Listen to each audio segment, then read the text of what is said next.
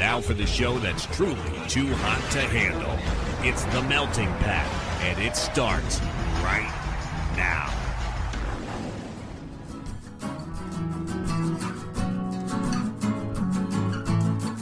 You're listening to The Melting Pat.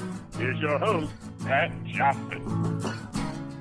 Well, thank you, Jerome. Hello, my friends. Welcome to the show, The Melting Pat. My name is Pat. How are you? Hope you're doing well. Hope everything is going well in your world. Take two here. The beauty of this no longer being live is if I don't like what I'm doing, I could just scrap it and do it again. So today, we'll have a song from our dear friend, Hope Vista. We will talk about Tony Hawk's Pro Skater. I got a question about that. We will talk about job recruiters being unprofessional. Got a question about that too. And I got another question about whether I would do this show, this podcast, as my regular job. So we will answer all of your questions. And we'll also talk about WWE Unreal, the new series coming this summer on Netflix. And we got a special clip for those of you who have been fans of mine for a very long time. So listen out for that at the end of the show. And that's it, right? All the stuff? Yeah. Oh, the Spotify thing, by the way, if you're looking for the show on Spotify and you can't find it, that's on purpose. They were taking down episodes of mine and not giving me a chance to contest the decision, contest the outcome, and I got tired of it. So I had the show pulled from Spotify, and I deleted my account entirely. So if you're looking for the Melting Pat or the Short-Lived show on Spotify, or my music, by the way, Thursday Nights on Campus, you will not find it because I yanked everything of mine from Spotify for spite, really, for spite, because when I have an issue with somebody, I want to talk to a person, not an AI bot. I don't want to deal with robots not understanding what I'm saying. And so I said, all right, you know what? Pull the show. Pull both shows, pull my music. It's all gone. So if you're looking for stuff on Spotify from me, it's not there and it's on purpose. So there you go. That's the Spotify thing. I told you I'd talk about that. I don't think I need to go into more detail than that. But yeah, it's not on Spotify. That's by design. And you have to listen somewhere else. Sorry. Anyway, there we go. That's it. That's there. I'll tell you that at the top of the show, and then we'll get to the things. Okay? So we have a new song from our dear friend Hope Vista, and I'm sorry I'm a little delayed on this. I meant to do this when it came out, and then stuff happened. But anyway, Hope Vista. She is lovely. She's been on the show. It was wonderful. I'd love to have her back on the show, and I want to play her new song for you. It's really good, and it's heavy. But hey, you know what? Like I said, we've talked about this with musicians on the show. Sometimes to write a really wonderful song, it has to come from somewhere not so wonderful. And so I just want to let you know that A, it's a little heavy, B, it's not safe for work, and C, Hope Vista is great. There, is that something? You already knew that if you listen to the show. So there you go. Brand new from Hope Vista. This song is called Unprecedented Metamorphosis. It's the Melting Pat. We're coming right back. In my cocoon, I just felt so safe. There was never a reason to shake the cage, even with my wings dry and I get straight. So I emerged afraid. Baby, heaven knows I didn't want to go for the changes on my own. Unprecedented metamorphosis, light in the fragments of our descent. Oh, unprecedented metamorphosis, biological or mental bloodbath. But is it selfish that I enjoyed the hype?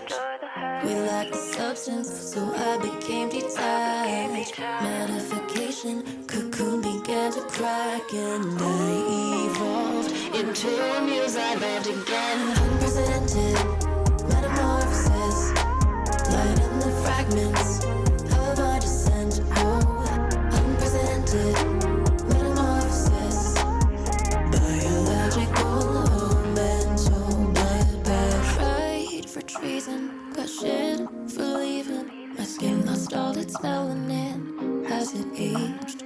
I was shapeless, the force was needed. Why was this a brutal fear again? God, I hate my head. I hate it, wanna change it.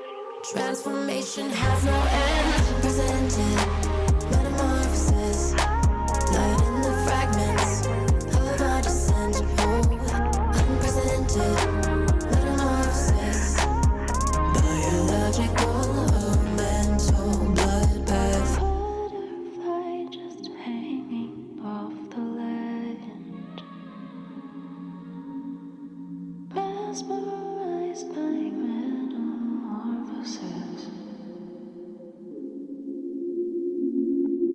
And there you have it. That's our dear friend Hope Vista with her latest unprecedented Metamorphosis, the Melting Pat. We are back. All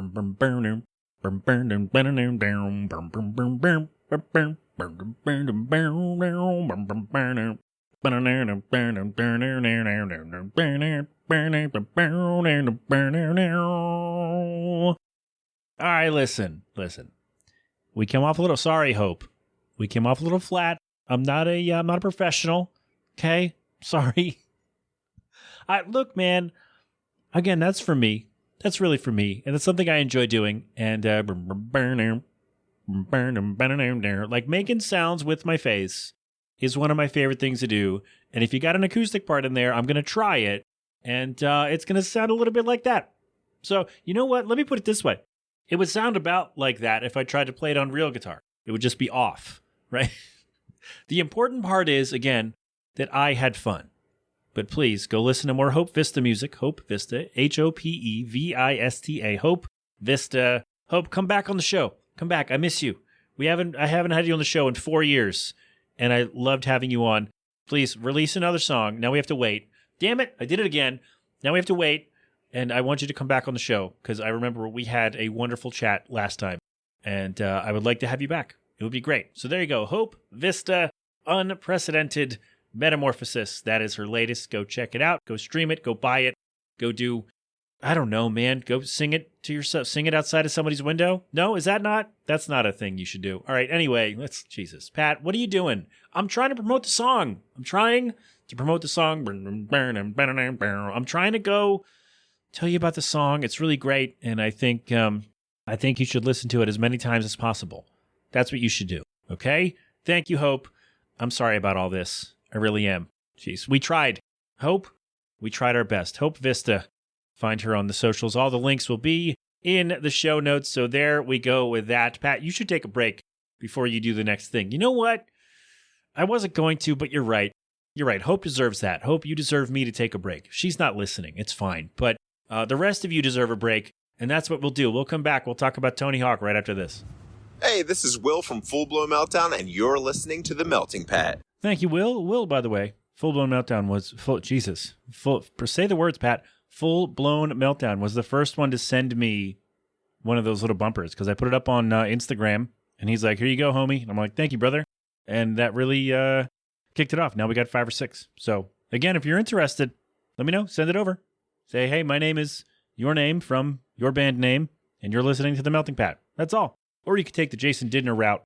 Just make your own script. As long as you say you're listening to The Melting Pat, I think we're fine. So, but thank you, Will. And this is, it's fitting because when we're going to segue into this, well, not segue, but it's fitting I use his when we're about to talk about Tony Hawk's Pro Skater because when I played one of his songs, I don't remember if it was the first one I played or the second one, I mentioned that it would fit well in a Tony Hawk game, and Will was over the moon about that.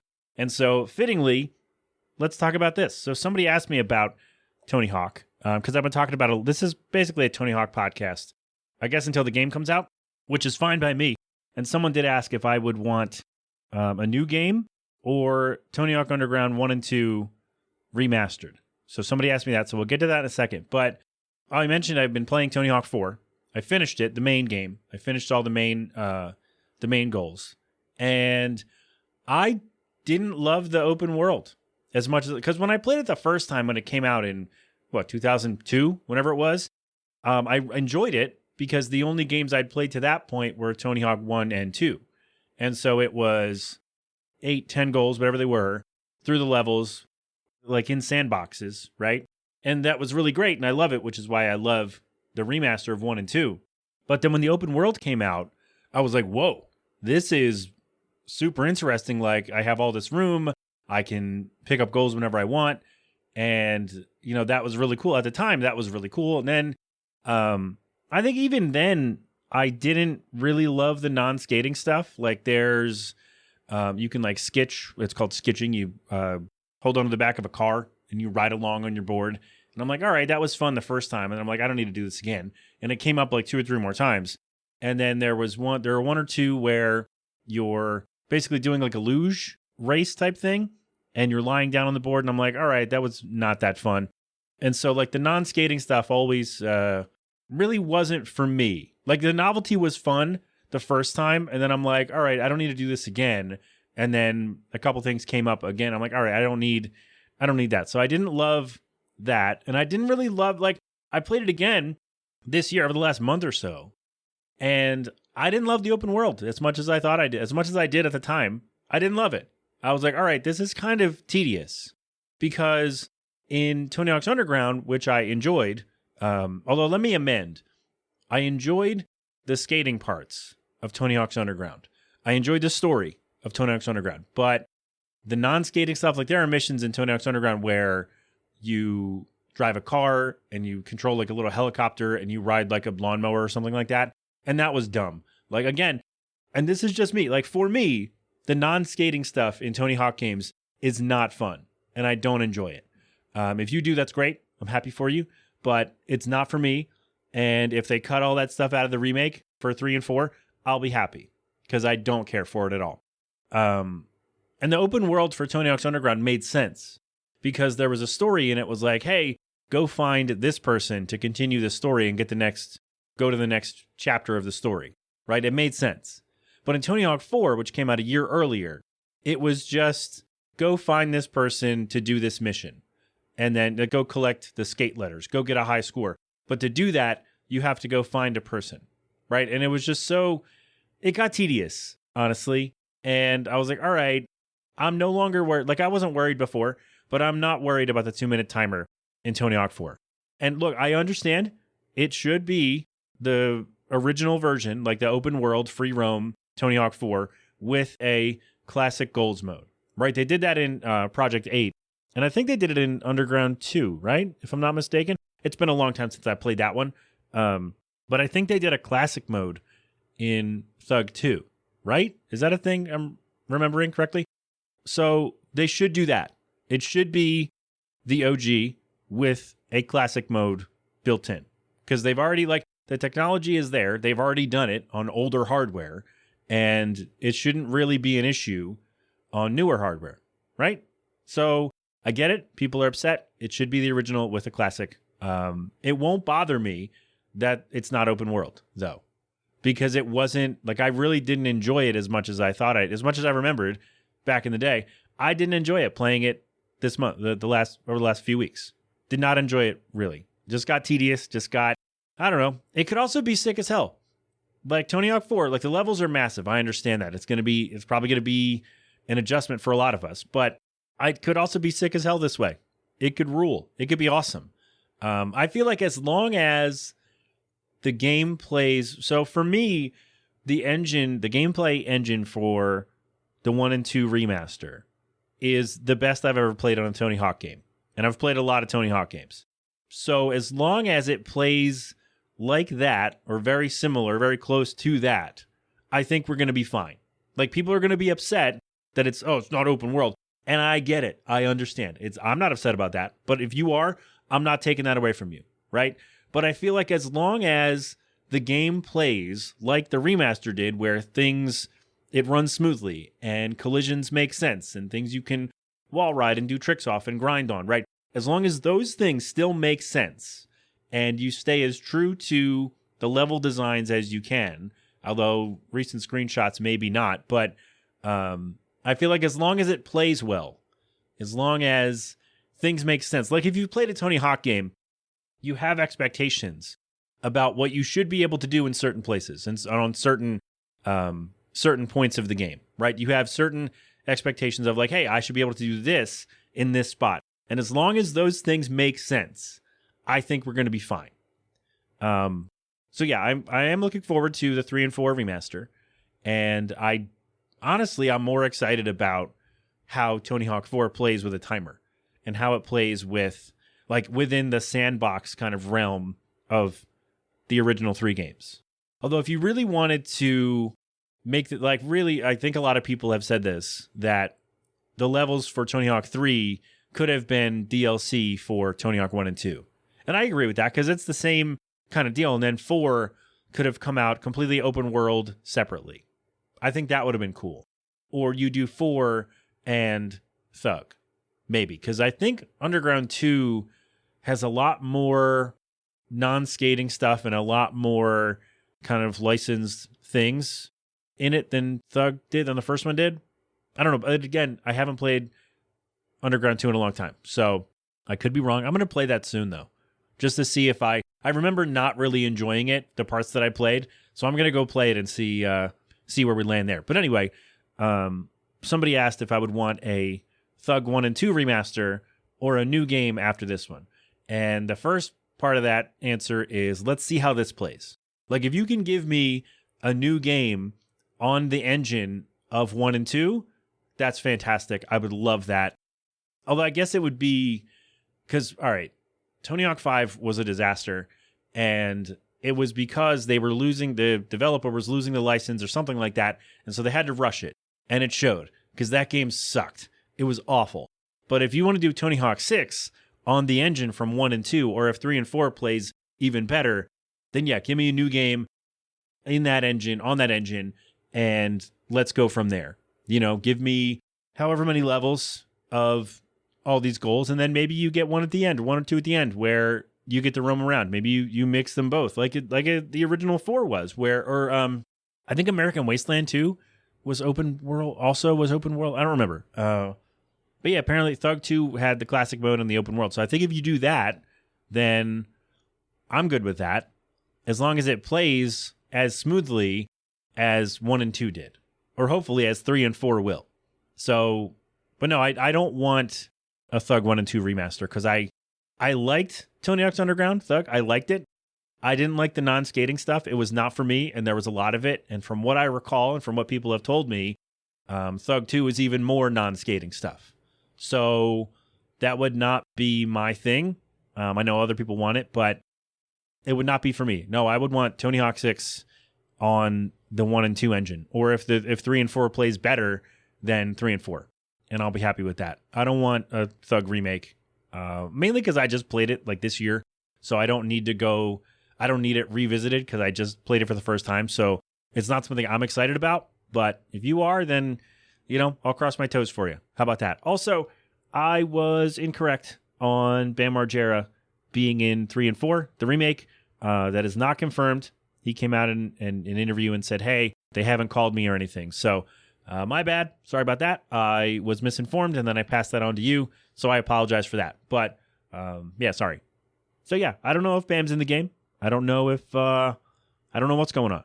So maybe he'll be an unlockable, maybe he'll be a downloadable character. I don't know. But as far as he said a few weeks ago, he's not in the game. So there you go. Also a new career teaser drop for the remake where they're playing through the levels of Tony Hawk 4, and there's a timer. And so we'll see how that goes. We'll see how that works. Like I said, I'm interested to see how it goes and how it plays in a different way. Because I didn't really like the open world in 4 because there was no story. I think here it is, because there was no story, and so it wasn't go find this person for the next part of the story for the next mission. It was go find this person in this random place and go do this thing. And so that it just got boring to me. It got tedious. I didn't care for it. And the non-skating stuff was not for me. So if they cut a lot of that out from the remake, that's fine with me, because the non-skating stuff was not my thing at all. So there you go. That's more. There you go. 12 more minutes or so on Tony Hawk, because apparently we've become a Tony Hawk podcast. And there you go. So we'll take a break. Thank you for the question, by the way. Yeah, I would rather have Tony Hawk 6 than a Thug 1 and 2 remake. That's just me. I know I might be in the minority there, but number one, I don't remember a lot about Thug 2. Well, no, that's number 2. Number 1, I just played Thug for the first time this year. And I think we need to wipe the taste out of our mouths from Tony Hawk 5 by redeeming it with Tony Hawk 6. So that's me. All right. 13 minutes on Tony Hawk. There you go. You're welcome. Thank you for the question. Let's take a break. What are we doing next, Jerome? I don't know either. Let's all find out together right after this. Hey, this is Jason Didner, Jersey Rock with Jersey humor and heart, and you're feeling the heat of the melting pat. Hey, thank you, Jason. There we go. Jason Didner going off script, but I appreciate you sending it in anyway. Thank you very much. Like I said earlier, we can do that. You can do that too. Just write your own thing. As long as you say, I'm this person, you're listening to the melting pat. That works for me. All right. So again, thank you for the question on Tony Hawk, whoever sent that in. I don't remember. It was a week ago or so. And thanks to whoever sent this in, because we're going to get mad, because I know people enjoy when I get mad about things. I know when I have some pet peeves about stuff. I know people like that. So I'm glad we got a question. And it said, hey, Pat, can we get a pet peeve on job recruiters being unprofessional? And actually, this is going to lead into another question. So we'll combine this together into, I guess, one segment, depending on how long this goes. But yes, can we get a pet peeve on job recruiters being unprofessional? Let me preface this by saying, I am so glad I have a very stable, cushy job, and I don't have to worry about looking for a job right now, because from all the stories that I've been reading, it seems like a nightmare. It seems awful. And my heart is with you if you have to deal with this nonsense, because it seems just terrible. And I think the biggest thing for me is jobs that don't post, like from the get-go. Like, okay, you have, once you get to the interview, if you make it past like the AI thing that reads the resumes, right, or reads the applications, if you get past that and get to an interview, there are still problems.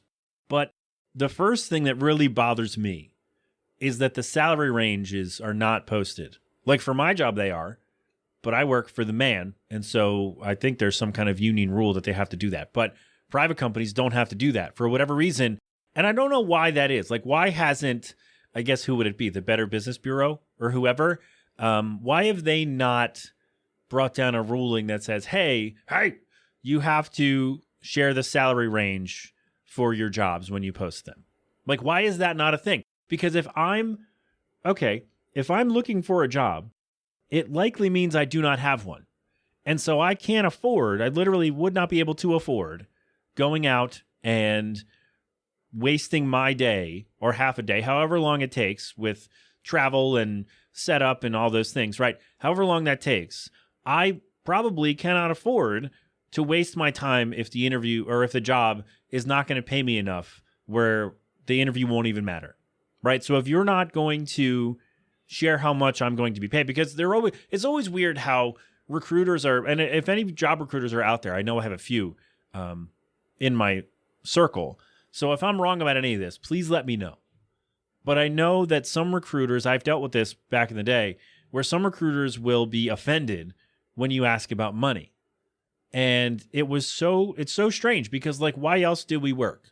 Like, hey, you have a need for a person to do a job, whatever that is, filing papers, calling customers, stocking shelves, whatever.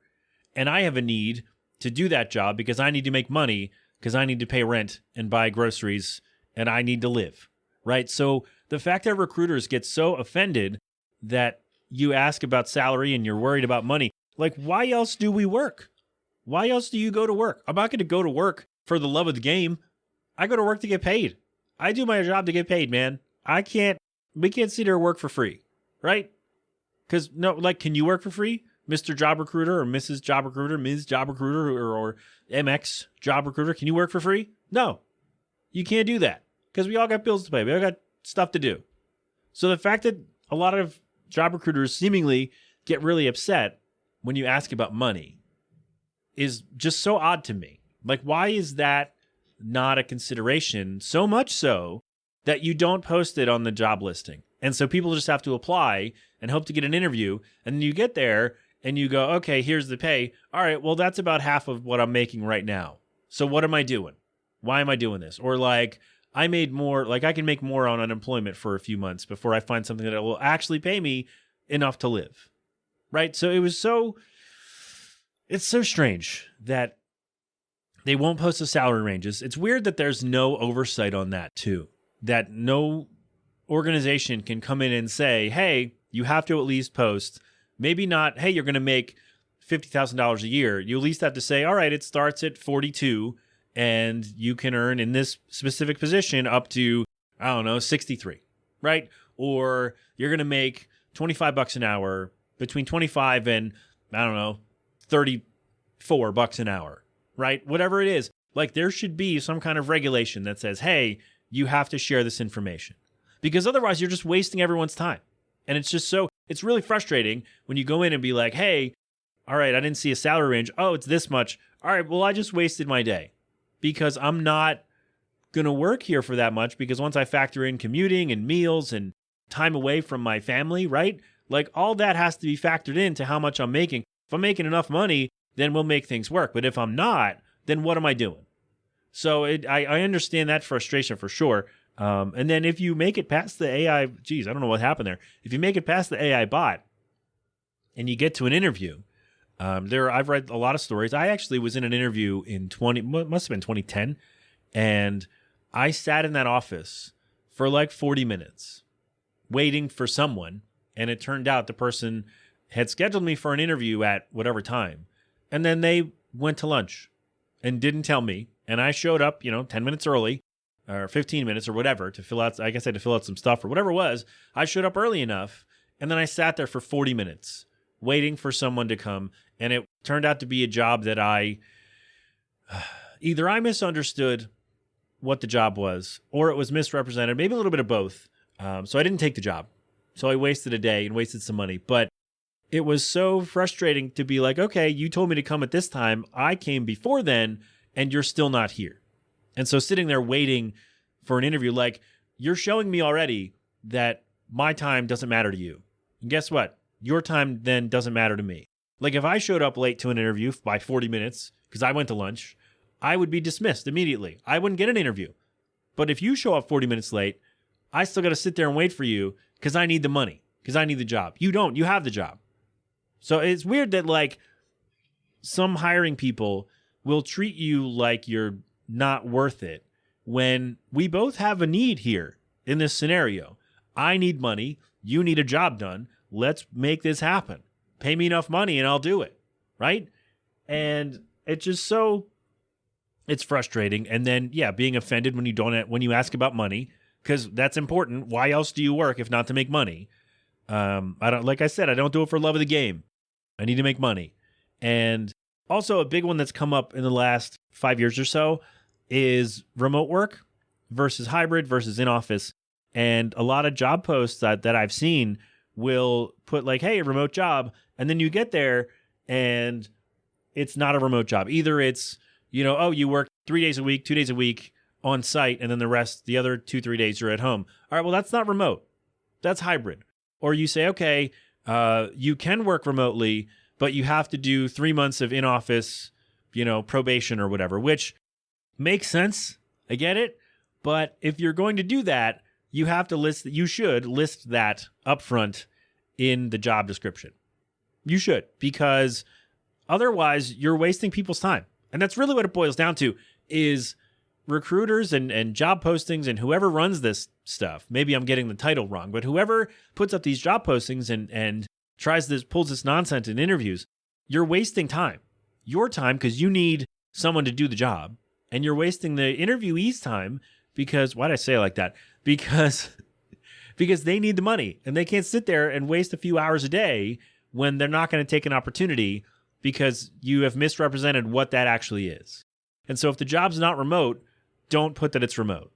Or if the job can be remote, just say, hey, you got to work for 3 months on site, and then you might be able to work from home. Put that in there. You'll get a lot more people than if you say right off the bat, it's remote, and then they get there to an interview, oh, you got to work 3 months on site. Because then it's like, okay, if I start this job in 2 weeks, I have to then rearrange my life for 3 months. Whereas if you had said that up front, I could have made those preparations and been ready and maybe started the job sooner. So it just really, it bugs me that job recruiters seemingly don't value the interviewee's time when that's really what this is, right? We're going to use our time. We're going to sell ourselves, basically. It's funny when people say, oh, you sell your body if you do like OnlyFans or whatever. But with any job you do, you're selling your body. Like your brain is part of your body, isn't it? I type at a computer all day using my body, right? Because we don't have the technology yet where I can just type with my brain. Or do we? That would actually be kind of then they would see all of my intrusive thoughts while I'm doing this stuff, and that's not good. But so like any job, you're basically selling your body because you need the money, right? You're just doing it in a different way, and people like to demonize OnlyFans creators because they're weird prudes. But anyway, the whole idea is you have a need to be filled. I have a need to be paid. Let's work together. Let's be honest with each other and say, hey, this is how much you're going to make. This is what you'll be doing. Okay, Is there a chance I can work remotely? Yes, after 3 months or so. All right, let's do this. I can do 3 months on site and then give me a laptop and let me know how to set up a VPN, your VPN or whatever, and let's do it. We can be on Teams, or I was going to say Skype, but that's going to be gone soon. We can be on Teams or Slack or Discord or whatever, and that can all be done remotely. So if we can work together and be honest with each other and be honest with ourselves and be like, hey, this is the job, this is how we're going to get it done, then more people would be, let me say this, fewer people would be complaining, nobody wants to work anymore. No, dude, nobody wants to work for somebody who doesn't value their time and who doesn't pay them enough to make the job worth it. Especially if that job includes a commute, which could be far away from the person's home, right? Because you can't expect people who are working for as little money as is being offered to live near the job, because it's probably expensive to live there, so you got to live further away. That's why people look for remote stuff, because, hey, I can't afford to go commute 5 times a week. So, I don't know, man. It just really bugs me that the whole issue is you don't value our time. And you clearly don't value your own time, because if you know that you're going to lose people because you lied on the job posting, or either lied by omission or straight up lied saying it's a remote job and it's not, then you don't value your own time, because you're interviewing people who you know you're not going to hire because you have, well, maybe you don't know that, but you have to have an idea that people are going to turn away because of what you said or didn't say on the application. So, yeah, there you go. Does that work? It just really, the unprofessionalism bothers me, because we can work together and make this happen. And we can come together and make it work for both of us. Like, you have a need for the job. I have a need to be paid for the job. Let's do this. Why are we dancing around it? Why are you complaining nobody wants to work when you're misrepresenting what the job is and what the company is and not valuing time of interviewees throughout the process? And that's, there you go. So it's bothersome. I'm bothered. And I hope that worked out for you. There's a little pet peeve. There's me getting mad about people being unprofessional because it's a bunch of nonsense that, for what reason? For what? I don't understand that. So they can complain nobody wants to work? All right, well, guess what? You have to do that work until you hire somebody. So get it together, and you could do less work and still make more money than me. All right? There you go. We are going to take a break, because that went longer than I thought. So let's take a break. We got another question about if I would do the show as my job. So we'll talk about that next. Hey, this is Jim from Prime Birds, and you are listening to The Melting Pat. Thank you, Jim. Jim, we're doing it, Jim. Thank you, buddy. Did Prime Birds put out new stuff? I think I just got an email from Bandcamp about that. Anyway, let's not speculate, because I don't want to get you excited for new Prime Birds. But thank you, Jim, for that. What are we doing? All right. We got some more mail. I like when I get mail. Send me more questions, please. TheMeltingPat.com. There's a contact page, and you can send me your questions. You can also text them. Jesus, cross the T's. 209-867-7638, or leave them as a voicemail at that number or on SpeakPipe, or just email me a voice memo, tmpfanmail@gmail.com. All right? There we go. It's better when I don't have to read the questions. But anyway, this one says, thank you, Jimmy from Mayfair, for this, by the way. Pat, sorry if you've answered this. I'm new to the show. Oh, so maybe you're not Jimmy from Mayfair. Anyway, there's no name, so you're Jimmy from Mayfair. Have you ever considered doing this show as your job? Not at all. Thank you for the question, but not at all. So the podcast started in 2015, September 2015. And that was years after I dropped my goal of doing radio as my job. Because I did an internship in 2009 or 2010, and I got to see how a radio station runs, and I got to talk to people there. And it was, you'd have to do this and this before you could get on air, and even then, you don't make a lot of money unless you're in a big market on a morning show, right? And so I was like, okay, I am not that passionate about this to where I want to put in all the work on the ground to then maybe get a chance to possibly make some money. And so I was like, all right, let's pivot away from that. And so I did, and then the show became, I guess when I started the radio show in 2011, when The Melting Pat was born, June 2011, I guess I was still holding out a little bit of hope for the job, because the station did say, hey, after 6 months of you doing a show with us, we can give you job leads to radio stations, and you could do a show or do whatever over there. That didn't happen. But anyway, so I held out hope for like 6 or 7 months. And then I realized that that was just not going to happen. So I pivoted away from doing radio as my job because I already knew from conversations I'd had at the radio station that, and with other people over the years, that there's not a ton of money in radio. So you wouldn't be able to, unless you get lucky and you can be on a big market in a morning show or something like that, you're not going to make a ton of money doing it. And so I was like, all right, well, I still like doing the show. So what if I could just keep doing this in a different way or whatever way and just get a regular job, which is what I did.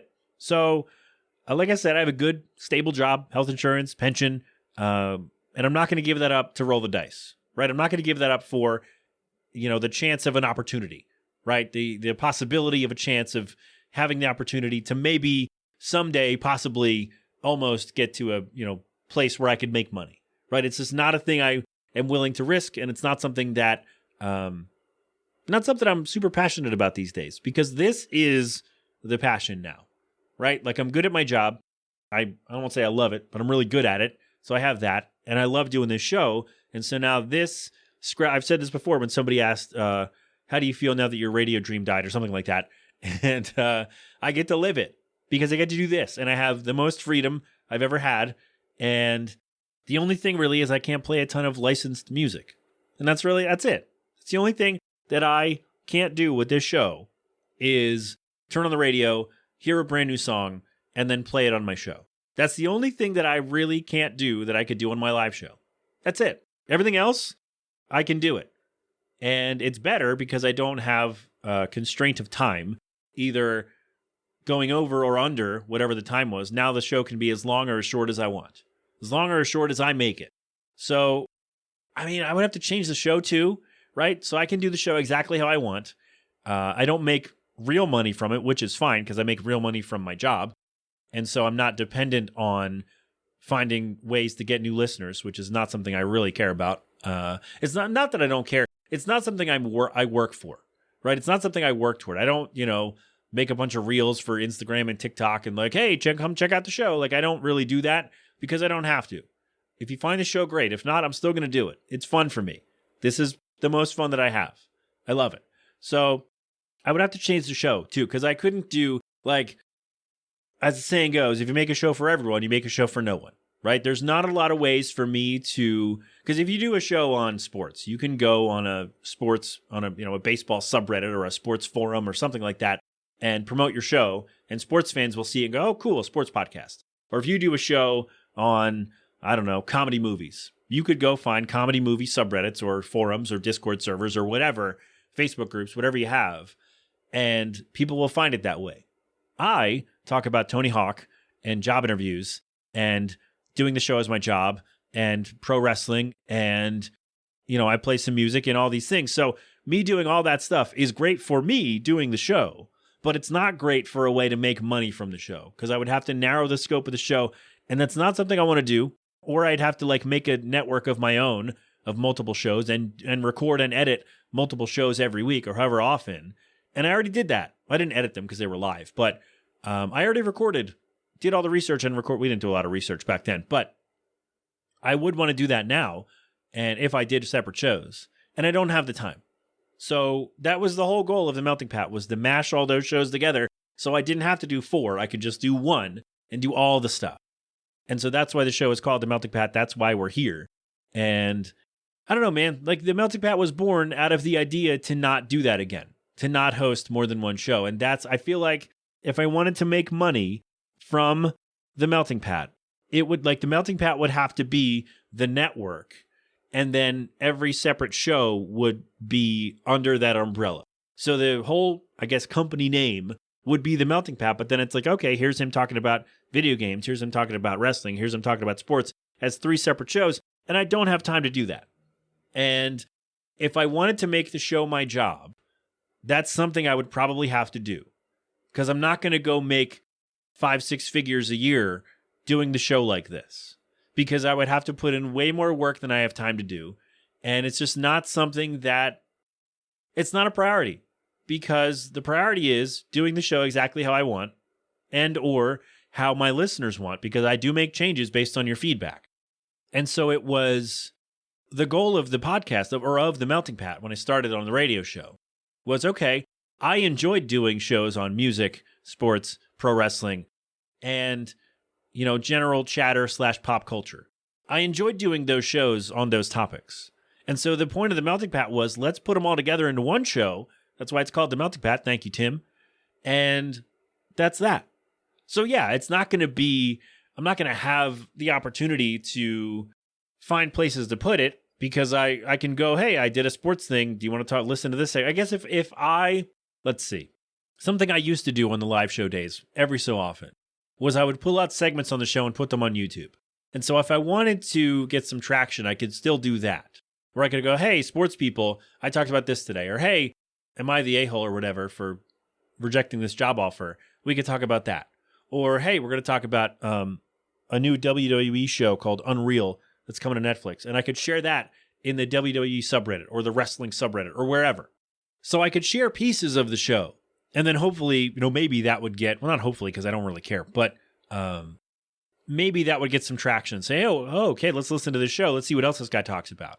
Or those segments would just get some views and that would be that. But I don't know. So no, not really. I've not considered doing this podcast as my job, because then I would have to put in a lot more work and the show would have to change. I mean, putting in a lot more work, obviously, that's a given. So maybe we'll throw that part out. But if I wanted to do this show as my job, it would have to change way too much for my liking. So no, not a thing. I am grateful for my patrons. So if you want to sign up, patreon.com/themeltingpat. If you want to sign up over there, you'll get some bonuses. You should get one this week. If not the end of this week, then early next week. Sorry, I had an itch on my nose. So if you want to sign up over there, $3 a month, give me some money. That'd be great. Or $1 if you want, if you just want the show early and uncensored. But if you want some bonus stuff, writings and recordings, $3 a month, patreon.com/themeltingpat. So I'm thankful that I have that, and I'm thankful that some people do pay me money, because every 6 months or so I get like $50. I mean, I get it, like it's in my account every month, but I withdraw every 6 months. I withdraw it, and I get $50, and I can go buy dinner for my family. So, so thank you for that, patrons. Have you thought about raising your prices? No, because look, if I had time to do it every week, then sure, maybe I would raise it to $5.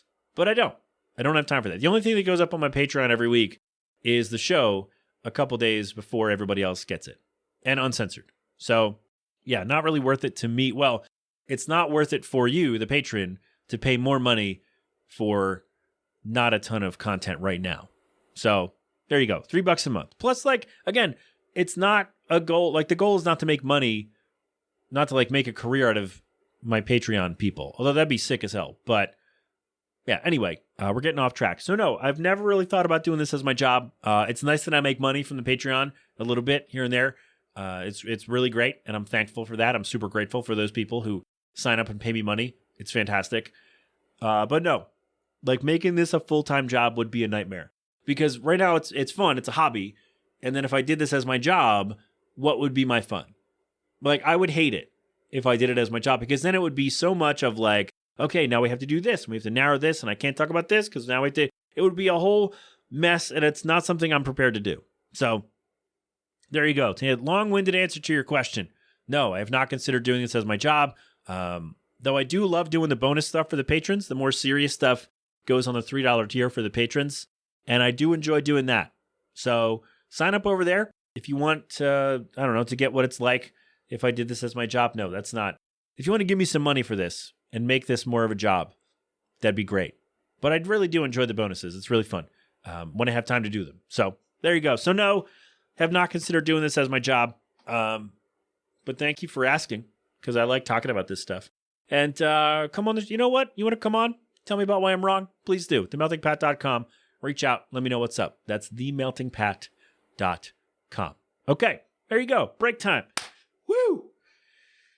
I'm thirsty. We'll take a break. We will talk about, there is a new show coming to Netflix, a WWE show called WWE Unreal. And we will talk about it, whether it's good or bad or other, right after this. Hey there, this is Dave Houligard from 12 Days in June, and you're listening to The Melting Pat. Crap open a cold one. Thank you, Dave. This one makes sense because Dave's a wrestling fan. So we're going to segue nicely into this. Isn't that nice? Isn't that great? Isn't that nice about that? Never mind. It's a joke for no one that didn't even get told. So there we go. So WWE is releasing a docuseries on Netflix this summer called Unreal. And it is really, as Triple H said in the trailer, they're going to lift the curtain. Because, like, a lot of fans know this, that it's a TV show. And they're not, it is, fake is the wrong word. Fake's a word I never want to use for wrestling.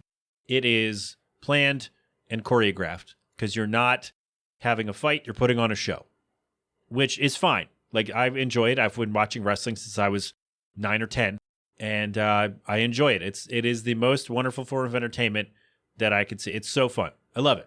However, I don't like this. I don't like the concept. I'm going to watch the first episode, and when it comes out, I'll watch it. I'll review it on the show. But I don't like the premise here is we're going to show you everything behind the scenes. We're going to show you the writer's room and how we're going to come up with the story, whoever's, whatever the story is. And we're going to show you, guys putting their matches together, faces and good guys and bad guys putting their matches together in the back before the show. So my issue is you still, oh, by the way, if you don't like wrestling, skip ahead. I'm sorry. We're ending the show with this. My issue is if you're showing up, we know this, we're aware that it's a show, but if you're showing us all this information and you're showing us how it's put together, yet you still want us to believe the story that's being shown on TV when we know that it's fabricated. And again, that's not the fact that it's fabricated is not new information. But if you're showing us all of these things, all of these connections being made, if you show us the good guys and the bad guys who are in a blood feud on TV, if you then turn around and show us, and I'm speculating here, but if you turn around and show us them getting together and going over the spots for their match, okay, we'll do this, and then we'll go here and do that. So if you show us that they're communicating, you're taking us out of the story. And I don't know, maybe I'm naive. Maybe I'm looking at this the wrong way. Maybe it's time to do this, but I just don't. For me, you still kind of have to, what's the phrase? Suspend your disbelief? Hold on, we're going to look that up. Yeah, I had it right. Confidence, Cohen. You still have to suspend your disbelief for the show because you know that, they're not really doing whatever it is. But if you turn your brain off, I guess, not fully because you want to be able to understand what's going on. But if you are able to kind of let go for a little bit for a couple hours when you watch a wrestling show, then you can buy into the story and buy into the characters and buy into what's happening in front of you and have a lot of enjoyment there, which I do and I have for a very long time.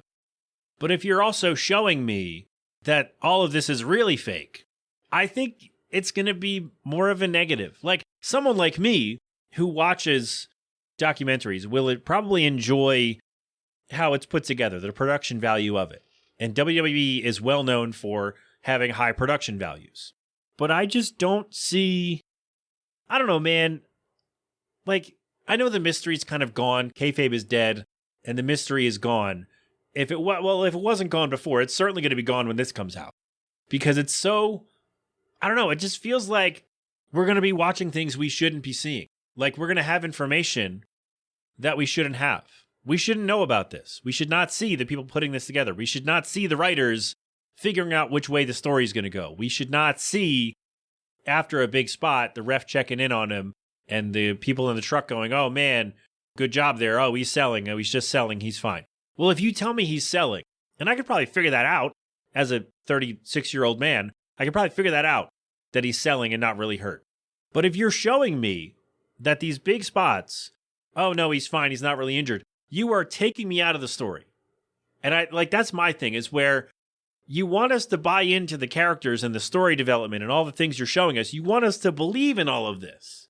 But then you're turning around and you're going to show us that it's all fabricated and put together, which again is information we're aware of. We know this. But if you're lifting the curtain and saying, hey, this is what we're really doing, you're taking me out of the story on TV. That's my worry about it. But this is not a new concern.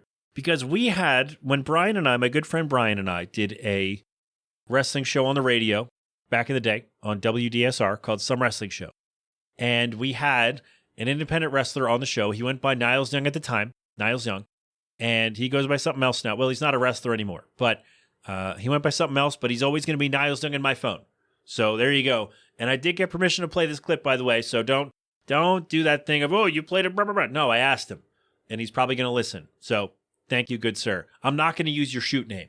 Don't worry. But, I guess I'm going to tag you. Damn it.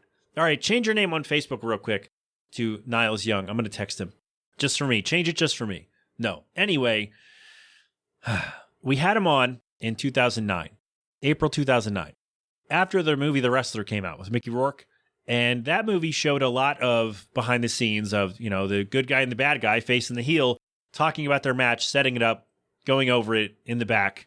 And it showed a lot of stuff that maybe the business didn't need us to see. And so Brian did bring up this question to Niles Young, and this was his answer when he talked about whether it was good or bad that the movie The Wrestler showed us that much. I think the movie portrayed very accurately the indie circuit scene as it is today, as far as pay not necessarily always being there, locker room behaviors, insider sort of stuff that we do in the ring. It definitely, unfortunately, exposed a lot about the business, but at the same time, it was truthful and it was accurate. But would you say that's a good thing or a bad thing for it?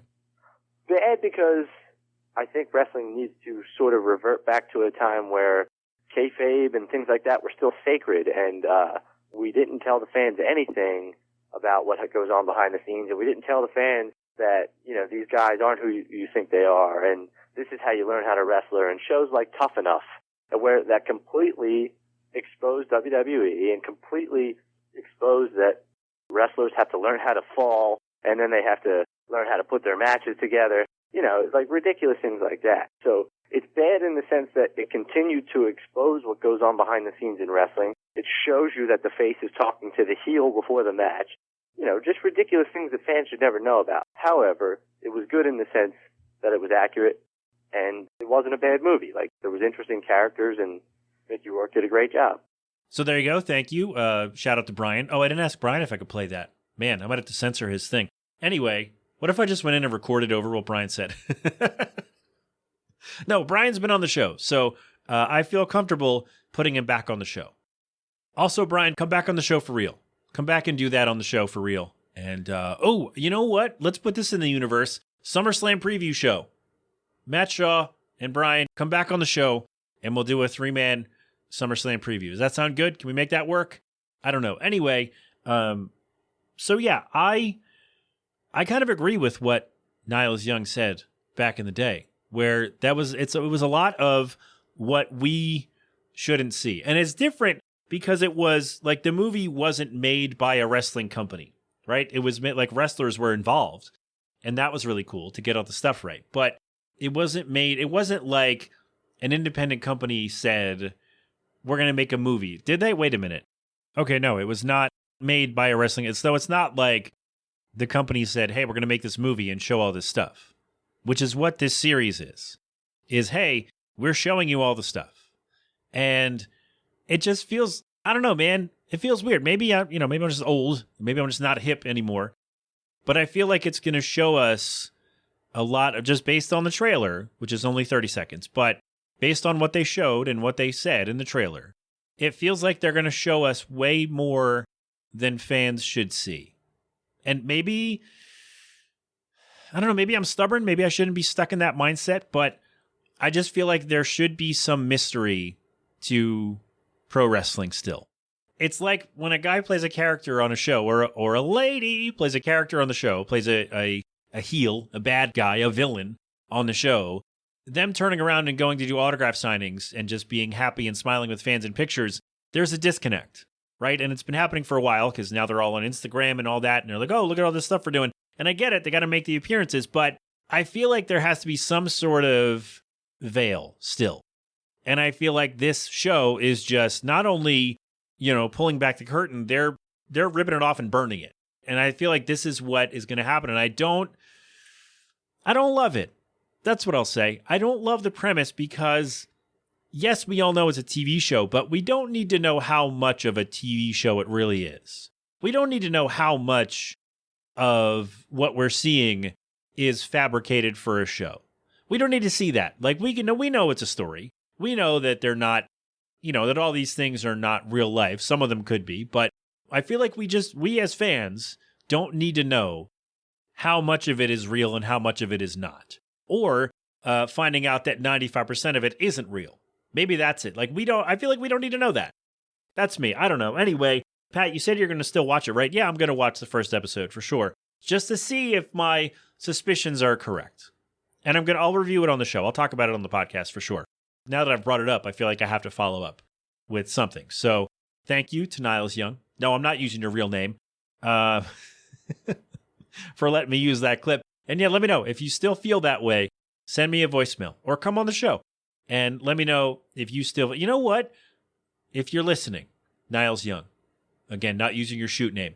If you want to watch the first episode of this Unreal show and come on and talk about it with me, let's do that. All right, let's make it happen. No? All right. Anyway, Pat, you probably should have done that privately. Yeah, I guess. But if I put it on the show, it makes me accountable to ask him later when it comes out. All right? No? Okay, Pat, just go take a break and then end the show. Okay, I will do that. So I'm going to watch the first episode because I generally enjoy wrestling documentaries, especially with the high production values that WWEs are known to have. But the premise here does not, I don't know, it just feels off to me. It just feels like we shouldn't be seeing all of this. Like, this should be found footage that somebody shares on Reddit and it goes viral and they're facing a cease and desist. Like, it shouldn't be officially produced by the company and on Netflix. That's me. Maybe that's where I'm feeling off about this. But WWE Unreal coming this summer, maybe it'll blow my socks off. Maybe it'll be great. Maybe it'll be the most, maybe it'll be the best thing I watch this year. Who knows? I don't know. I don't have time to watch much. But anyway, maybe I'm being skeptical for nothing. And maybe it's going to be great. But I'll let you know this summer when it comes out. And maybe we'll have a guest. Who knows? But anyway, that's all. Let's take a break. We'll wrap the show right after this. Alrighty, that's it. I don't know why I made this a separate segment either. I don't know. It's all going to be one thing. But it's not going to sound uniform because I, for whatever reason, decided after the wrestling thing that I had to take a break. I don't know, man. Whoa, man. Ladies and gentlemen, I'm sorry. It's been a really, the last week and a half or so at work has just been insane. And I'm finally caught up, and I'm happy about that. But sometimes it leads to the show kind of being on the back burner, and that's kind of what happened today. Just in terms of how I put it together. So there you go. I don't know if that means anything to you, but we are done. We made it. We finished the show. Thank you very much for being here. My thanks to Hope Vista. Please go get her new song, Unprecedented Metamorphosis. Stream it, buy it, whatever you do with it. Send it via carrier pigeon. That's not a thing. Unless you burn it on a CD or put it on a tape or, if you got an MP3 player you want to send to someone via carrier pigeon, then you go do that. All right. Let me know if you are interested also in watching the Netflix series WWE Unreal. If you want to know all that, let me know if this, because I'm skeptical on it. But if you're more excited, let me know. And if you're a job recruiter, or if you're a hiring manager, whatever that title is, and if you interview people and you share the job postings for your company, and I was incorrect on how the process goes, please let me know. I will issue a retraction or an update and an addendum, and we'll go from there. But from where I sit, it seems like they don't value time, and it seems like a lot of companies, and maybe not specific people, but this probably comes from up above, right? The C-suite, if you will. And it just seems like they don't value the time of the people they want to work there. And so then why would people want to spend their time doing that? That's all. And no, this will not be my job, but I am thankful for my patrons who give me money. And if you want to do that, again, patreon.com/themeltingpat. Give me $1 to $3 per month, and I'll be grateful for you. Thank you very much. Themeltingpat.com for more things from me. You can contact me. There's a contact page. Listen to past episodes and past interviews that I've done on this show, and see some other stuff there as well. So there you go. All the things are at themeltingpat.com. Okay, we're good. Thank you very much. No G-Love today. We've been here for a little while, so we will play my thing, but go check out G-Love and Special Sauce at philadelphonic.com, and we'll play my thing at the end of the show. Okay, we're good. Thank you very much. This has been an 8 Boylan production. Until next time, my friends, have fun. Be safe, thank a veteran. Wear your mask, wash your hands, get vaccinated and boosted when you can. Don't do anything I wouldn't do. All right? And tip your wait staff. We screwed it up. We screwed it up. It's fine. But of course, don't do anything I wouldn't do, okay? I love you. Thank you for coming. You've been inside the Melting Pat. Go crap open a cold one.